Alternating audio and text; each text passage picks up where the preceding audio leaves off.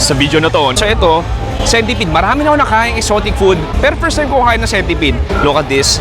Ito, laruan lang yan. Pero ito yung mismong karne, ito namalat na siya. Ito yung pinaka parang buto ng crocodile barbecue di sa Khao San Road. Pinakatingin sa akin na taga Switzerland at parang nababaliw siya. Nakakain ako ng sili. Nandito pa rin tayo sa Bangkok, Thailand. Pare, nandito tayo sa most famous street para sa mga turista. Welcome to Khao San Road. Pero ang tanong, Chewy, what is Khao San Road? Ayon, sa Google, binabasa ko ngayon ang Khao San Road is a short street in central Bangkok. It's a 410 meters in length and was constructed in 1892 during the reign of Rama V. May pakiba tayo. Hindi ko rin alam, binasa ko lang. So Pops, later on, naging tourist hotspot siya dahil nandito mo makita yung mga late night vibes, inuman, pagkain, inuman, at marami pang inuman. At sigit sa lahat, sobrang daming turista dito at sabi nilang Khao San Road daw, kilala rin para sa mga exotic Thailand food. Katulad ng kakainin natin, kakain tayo ng crocodile at marahil kakain dito ng insekto. Anyway, huwag tayo paligoy-ligoy pa. Wait lang, sabi nga rin nila medyo mahal daw dito. Tingnan natin kung magsasuffer ang aking bulsa. Tara!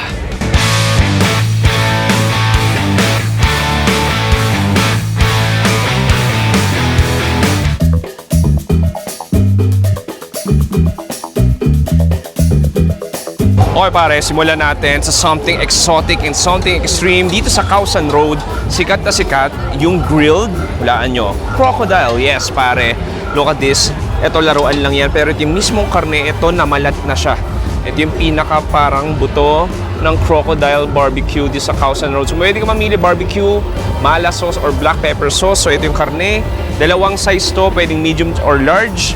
Pero siguro maging medium lang ako. Brother, okay, I order one medium. What's the best sauce? Black pepper. Okay, black pepper, okay. Okay, so kumuha na siya. And then, pinalo niya at nilagay dito sa ating griller. Yeah, of course, i-grill yan. And then, lalagyan ng margarine or butter, I think, if I'm not mistaken.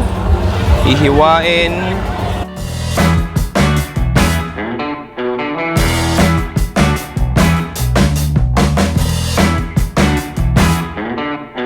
Okay pare, tikman na natin tong crocodile barbecue. Medyo mahal lang yung mga pagkain dito, yun napapansin ko. Sobrang pang turista. Ito, almost 300 pesos na tong isang maliit na skewers na to. Parang mas mahal pa to kaysa sa Wagyu cubes. Anyway, tikman natin. Cheers!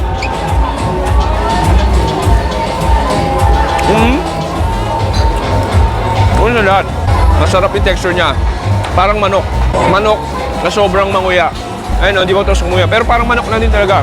Nakakain ako ng crocodile sisig sa Puerto Princesa, pero first time ko kumain ng barbecue. And then yung flavoring, in all fairness, kuya, masarap to. Para siyang barbecue sauce na sobrang ma-pepper. Ang galing. Masarap siya. I mean, mahal siya. Pero masarap. Parang kumakain ng manok. Ako po ulit. Manok na sobrang manguya. Pero hindi naman siya sobrang tigas. Pero okay siya. Anyway pare, ikot-ikot pa tayo. Ano tayo next food trip? May mga vlogger din sa kabila.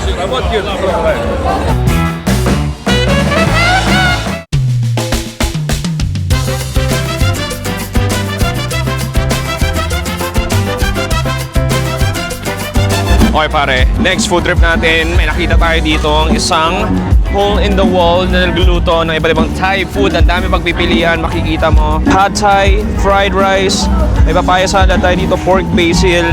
At ang pipiliin ko, hindi ko alam, siguro. Sige, try natin chicken fried rice. Kasi ito, basically pad krapaw siya, pero hindi mince. So parang bobo yung pork niya. Anyway, order tayo. Tara!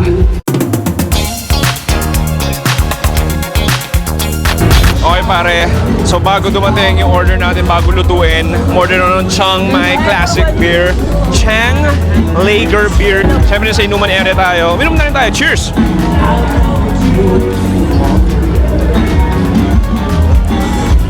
Oh, it's amazing. It's nice, cold malt flavor, so lager flavor. At hinihintay ko na maluto yung pagkain ko at ang ingay. Good luck sa copyright ko pare.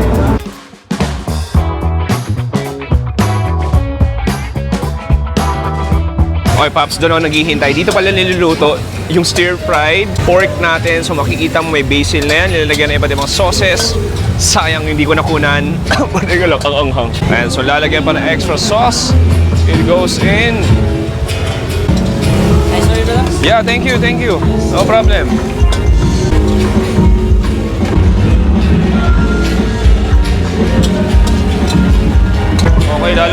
Extra MSG. Grabe ang ingay dito. Good luck talaga sa camera right ko.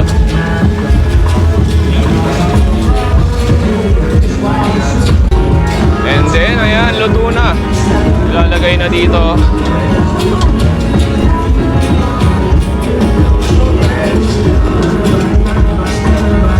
Okay pare, next lulutuin naman yung ating chicken fried rice. Naglagay na ng itlog dito sa pan natin. Pasensya na, ang ingay talaga.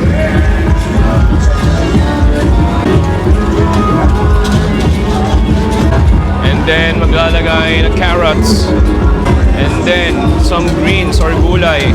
And then nakikita ko na ito na yung ating steamed chicken. It goes in pare. And then, ito na yung leftover rice. Siyempre, ilalagay dyan yan. It goes in. Ito lalagyan. Hindi ko alam kung ano to. Or I think that's sugar, I think. Is that sugar? Yeah, I think it's sugar. Some salt, some MSG. And then, some extra like vinegar or soy sauce. Isa pang klaseng sauce, hindi ko alam. Hindi ko pa alam kung ano. Uy, parang oyster sauce. And then, hahalu-haluin yan.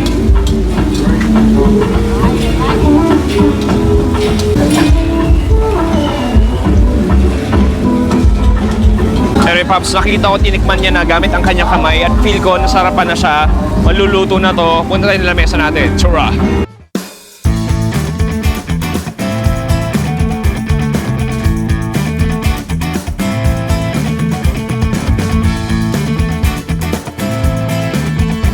Okay pare, tikman na natin to. Alam mo, simulan ko sa kanilang basil.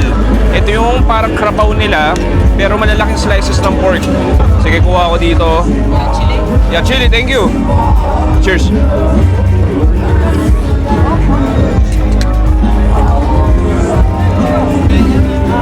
Ang ang init. Ang sarap. Panalo. Spicy. I like spicy, no problem. Krabaw na krabaw.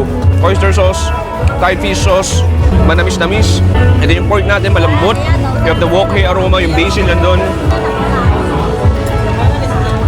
Lagyan natin unang prick. Makikita mo, walang daya, may sili.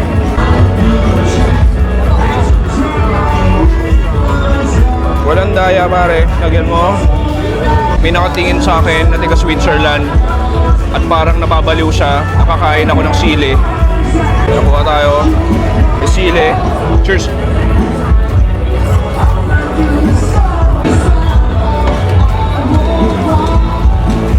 Ano? Sarap? Ano? In all fairness, isa sobrang spicy. Kayang-kaya. Sarap yung tulong na yung batis. Next, try natin tong chicken fried rice. Sige, mukhang masarap din to. At mukhang mainit. Cheers. Cheers pare. Oh.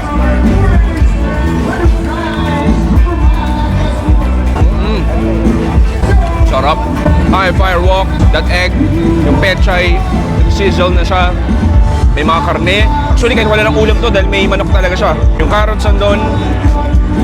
Manalo.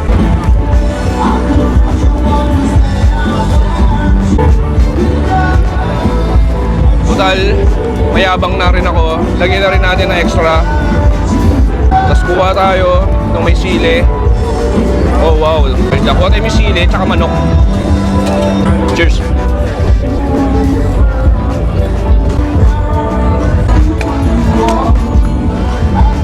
Excuse me, if I bought one scorpion, you eat?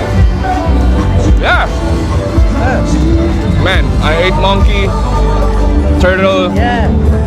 a lot of good. Actually, it's not my first time I'll eat that, yeah. I tried a lot of shit. Do you know this guy? Do you know this guy? Oh, you're not familiar? Anyway. Yeah, I mean, he's my mentor. Anyway, Pops. No problem, sir. Take care, brother.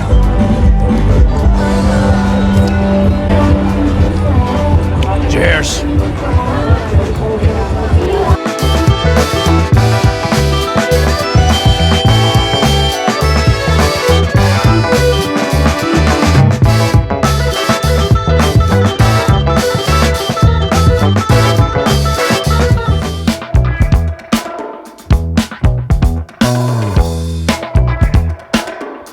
pare, next food trip. Let's eat some ihaw-ihaw. After that, beer and carbs, ultra carbs food. Ang daming carbs doon. Pero may nakita tayo dito, may iba't ibang muping or barbecue to. Muping barbecue to. May chicken tayo dito. Ito, chicken din ata to. And then meron tayong puso. Meron tayong liver. I will try this chicken and liver. One. Liver and one. Ayan. So, i-reheat niya dito. Yun lang talaga sa sobrang touristy area nito. Ito, actually, yung 20 baht na yan, nakarami na ako ng ganito eh. Usually 10 baht lang talaga. So dito doble yung presyo niya. Anyway, I mean, pang turistang area siya, kaya siguro siya mahal. Kain na rin tayo.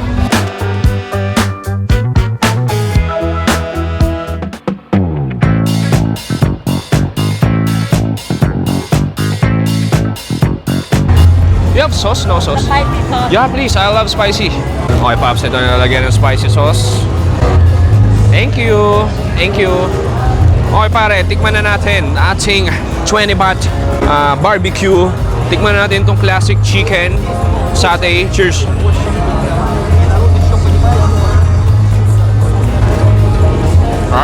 Alam mo, ang sabi ko lang, diba, ang barbecue gaming sa Thailand, iba talaga. Like, maybe nasa top 3 listahan sila sa buong Asia.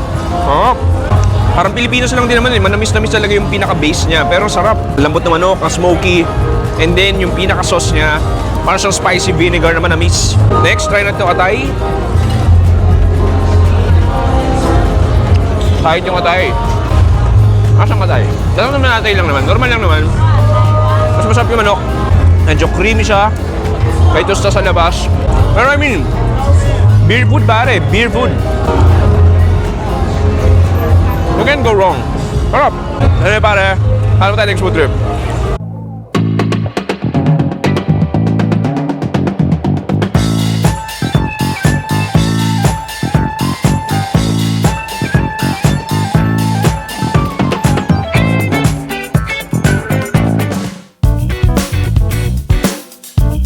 This one, scorpion. One scorpion, this one tarantula. Tarantula. I eat that. Cambodia, tarantula. Oh. How many? One. Okay pare, alam kong budol to. Hindi naman siya scam, pero budol siya dahil pang turista area nga to. Yung mga insekto, yung katulad ng mga yan, scorpion, tarantula, snake, mahal to dito. So binibenta nila 300. So kung ikaw first time mo dito, tapos na-intriga ka pa na gano'n, bibilin mo yun. Pero ito, na-bargain ko hanggang 150 baht. To be fair, mahal pa rin siya, pero at least napababa ako ng kalahati. Anyway, Pops, so ito, centipede. Marami na ako nakain exotic food, unggoy, turtle, panike, daga, at marami pang iba. Pero first time ko kain ng centipede. Alam mo, sabi ko, kapag nakakain ka na ng unggoy, parang lahat basic na lang. Tingnan natin, cheers.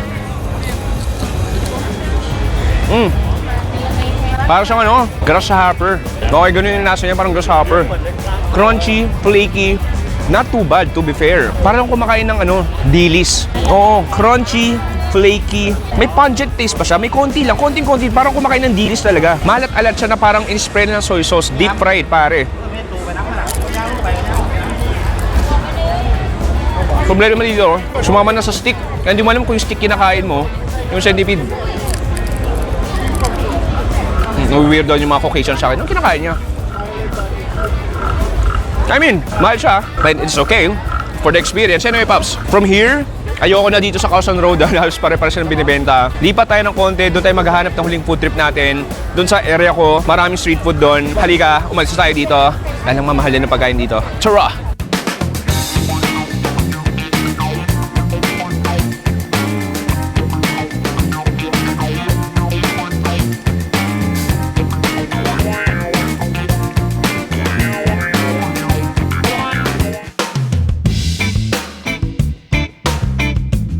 Okay pare, last food trip destination. Nandito tayo sa hotel ko, dito sa area ko.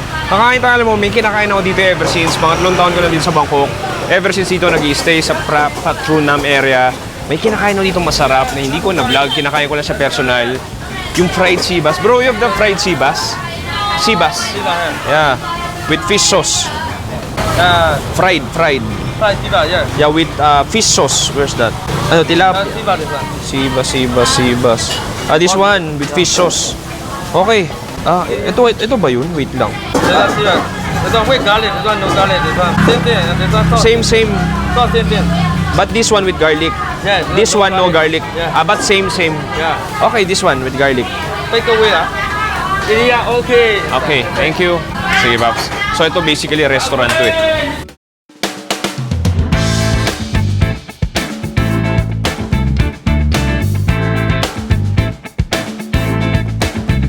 Boom, pare. Last location natin. It's been a fun night. Diyos ko. Nakainom na ako ng alak, pero hindi ko na ba't uminom ng alak. Meron pa rin ako ditong green tea. Tikman na rin natin. Bawal ka magkama ni Paps. Ito na yung sibas natin para makikita mo. Just a huge, crispy, deep fried fish na may fried garlic o shallot sa taas. Hindi, I think fried garlic to. Tapos may sausawan yan. Itong may mango na may suka, na may sibuyas, and then itong parang chili sauce na hindi ko masabi. Alam mo, pangatlong bangko ko na to, pero never ko pa na-feature to. Nakain ko na to ilang beses, pero personal eating lang. So, might as well dito sa second channel natin, ibahagi ko sa inyo. Sige, tikman natin. Alam mo, di na ako mag-iinarte. Kakamayin ko na at ang init niya. Oh, nice. Yun ang gusto natin. Look at that. Grabe. Alam mo, ang init nun. Chopsticking ko na. Look at that. Wala mo ng sauce. Cheers. I mean, it's a good quality fish. Sarap. Ang sarap na lutong. Just really crispy outside. Nakakatulong din yung fried garlic. And then, ang lambot ng karne na medyo manamis-namis na rin siya. Alam mo yung lasa niya. Parang siyang dalagang bukid on steroids. Sarap. Pero ang ginagawa talaga dyan, maglalagay ka ng sauce. So, ang gawin natin, kuha tayo dito. Kakamayin ko na ulit. Okay. And then, may dalawang sauce tayo dito. Unahin ko muna ito. Itong parang green chili sauce na for sure, manghang to, itsura pa lang. Babad natin. Cheers!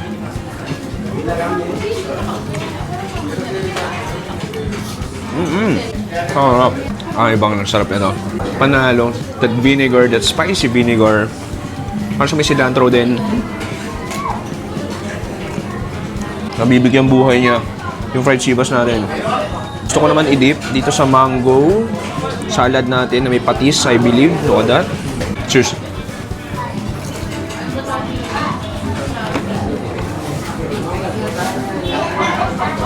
Basically ito, ensalada may matamis na patis. Ito manggang hilaw yan eh. Sarap pare, isa pa ako. Sarap din may sibuyas.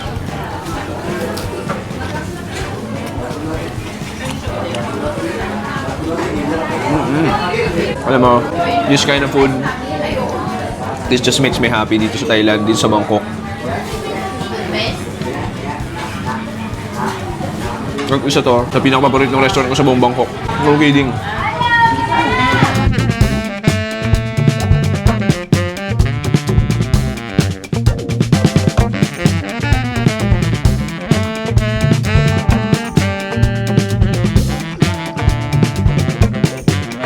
Boom! Pare, dito nagtatapos natin late night food trip dito sa Bangkok, Thailand. Sana nag-enjoy kayo doon. Nag-enjoy ba ako? Yung doon sa Khao San Road, to be honest, hindi ako gano'n nag-enjoy. Pero for the experience, puntahan nyo na rin. Pero kung pagkain ng habol nyo, medyo mahal. Pare-parehas lang din yung mga pagkain. Tapos yung exotic food niya, yun niya, sobrang rip-off. Pero yun niya, sabi ko, first time mo sa Bangkok, might as well, daan naman na rin for the experience. Pero kung ako, hindi ko na sa gano'n pupuntahan. First time ko lang din doon eh. At least na-try ko na rin, natabahagi ko sa inyo. Kaya na bahala, buhay nyo yan. Ang hindi ko ina-expect, yung kanina, yung barbecue na crocodile, yung buhaya. Hindi ko ina-expect na masarap pala yung buhaya. Kasi akala ko ang buhaya is yung mga taong nagnanakaw lang ng kaban ng bayan habang tayo nagbabayad ng tamang buwis. Wala tayong maayos sa transportation system. Magulo ang ating ekonomiya. Sorry, nagiging politika na. Anyway, Paps, pero masarap yung crocodile barbecue kanina. Yung centipede hindi gaano, pero at least nabawi no ating fried sibas. Anyway, Paps, marami pang late night food trip sa Bangkok. Marami area dito na buhay hanggang alas 10 ng gabi, alas 12 ng gabi. Maraming salamat sa panonood. Ako si Chewy dito sa Bangkok, Thailand. Sabi, stay safe. Good night and goodbye. Bang! Alright, so ngayon, may alak ako at the same time. May green tea yung tiyan ko. Medyo masakit yung tiyan ko ngayon.